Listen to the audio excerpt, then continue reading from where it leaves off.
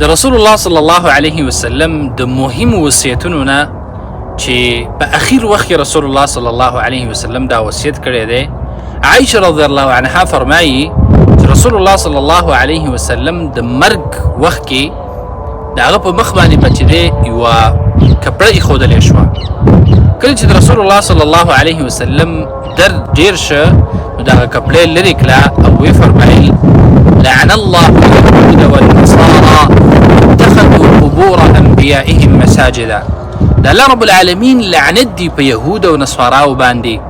هغوی د خپلو انبیاو د قبرونو نه مساجد جوړ کړه او د هغې عبادتونه یې شروع کړه. نو رسول الله صلی الله علیه وسلم سره په دې اخرني وخت کې هم د خپل امت غم و چې چېرته زما امت زما د قبر نه هغه عبادت خانه جوړه نه کړي. که چېرته موږ اوس وګورو نو دا مرض چې ډېر زیات شوی دی زموږ په معاشره کې چې د ولی او د نیک انسان په قبر باندې مزارونه جوړیږي او هلته چې دی بیا خلک د حاجتونو غوښتلو دپاره ځي.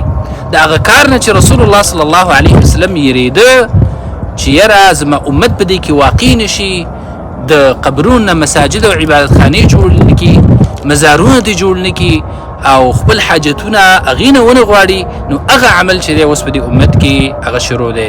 زما محترم ورونو، ولې رسول الله صلی الله علیه وسلم په خپل امت باندې د دې کار نه یېرېده؟ ځکه دا کار چې دی داسې یو کار دی چې په دې سره د انسان ټول عملونه بربادېږي او که چېرته انسان د دې عمل په حالت کې وفات شي او دا د په خپل ژوند کې توبه ونه باسي نو دا انسان په دې سره همیشه جهنمي جوړېږي.